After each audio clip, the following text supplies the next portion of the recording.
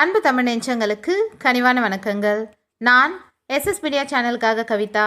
இன்றைக்கு நாம் காணவிருப்பது எங்களை அச்சுறுத்தலாக பார்க்காமல் வளர்ச்சிக்கான வாய்ப்பாக பார்க்கவும், செயலிகள் தடை விவகாரத்தில் இந்தியாவுக்கு சீனா கண்டனம். இது பற்றிய விரிவான தகவலை காணலாம். நம்ம சேனலுக்கு புதுசாக இருந்தீங்கன்னா எஸ்எஸ் மீடியா சேனலை சப்ஸ்கிரைப் பண்ணுங்கள்.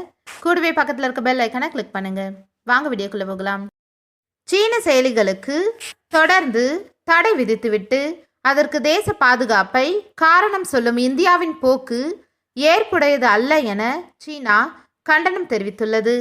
முன்னதாக 43 சீன செயலிகளுக்கு மத்திய அரசு நேற்று தடை விதித்தது. தகவல் தொழில்நுட்ப சட்டம் 69A கீழ் மத்திய தகவல் தொழில்நுட்ப அமைச்சகம் இந்த தடை உத்தரவை பிறப்பித்தது.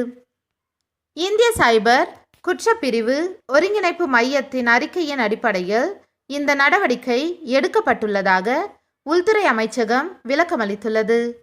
தடை செய்யப்பட்ட செயலிகள் அனைத்தும் இந்திய தேசத்தின் இறையாண்மைக்கும் ஒருமைப்பாட்டிற்கும் நாட்டின் பொது ஒழுங்குக்கும் குந்தகம் விளைவிப்பதாக உள்ளதாக வந்த அறிக்கையின் அடிப்படையில் நடவடிக்கை எடுக்கப்பட்டுள்ளதாக தெரிவிக்கப்பட்டுள்ளது.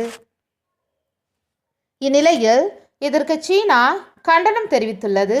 சீன தூதரகம் வெளியிட்டுள்ள அறிக்கையில் சீன பின்னணி கொண்ட மொபைல் செயலிகளுக்கு இந்தியா தொடர்ந்து தடை விதித்து வருகிறது.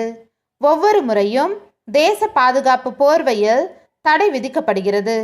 இந்தியாவும் சீனாவும் பரஸ்பரம் தங்களை வளர்ச்சிக்கான வாய்ப்புகளாக பார்க்க வேண்டுமே தவிர அச்சுறுத்தலாக அல்ல.